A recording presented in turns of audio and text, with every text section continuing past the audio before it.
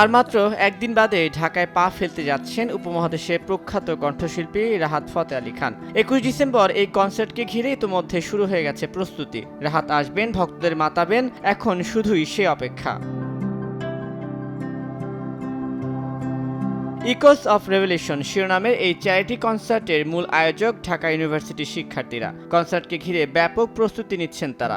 বিশেষ করে নিরাপত্তার বিষয়টিকে রেখেছেন সর্বোচ্চ বিবেচনায়।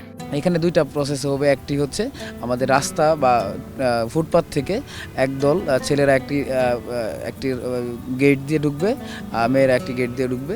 ঢোকার পর তাদেরকে পাশের একটি মাঠে নিয়ে যাওয়া হবে। ওইখান থেকে তাদেরকে বিভিন্ন যাবতীয় চেক এবং তারপর হচ্ছে তল্লাশি এইগুলো করে যদি অপ্রয়োজনীয় কিছু পাওয়া যায় সেগুলো রেখে এবং খুব সুন্দরভাবে তাদেরকে বিভিন্ন গেটের মাধ্যমে একদম ভেন্যুতে নিয়ে আসা হবে। যারা আইন ভঙ্গ করবে, যারা মাদক দ্রব্য বহন করবে বা বিস্ফোরক দ্রব্য বহন করবে বা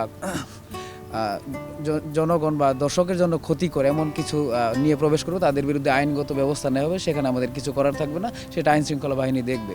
এবং যারা মব করে, এই mob culture is a crime, এটা আসলে আপনারা করবেন না। এটা আমাদের ইন্টারন্যাশনাল চ্যারিটি কনসার্ট, এটা আমাদের বাংলাদেশকে রিপ্রেজেন্ট করবে।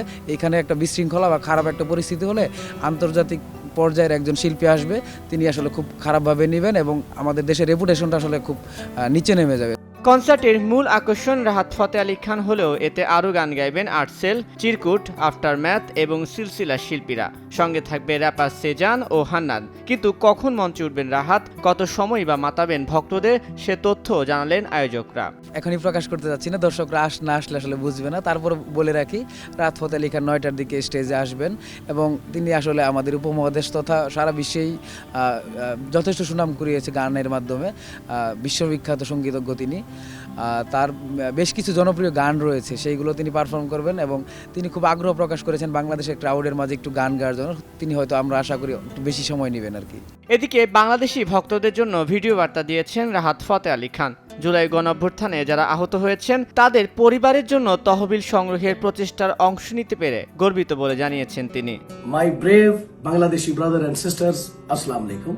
I want to announce that on the invitation of the students, I'm coming to your lovely homeland to sing for all of you and be part of the effort to raise the fund for the students and the July 2024 martyrs, injured and their families.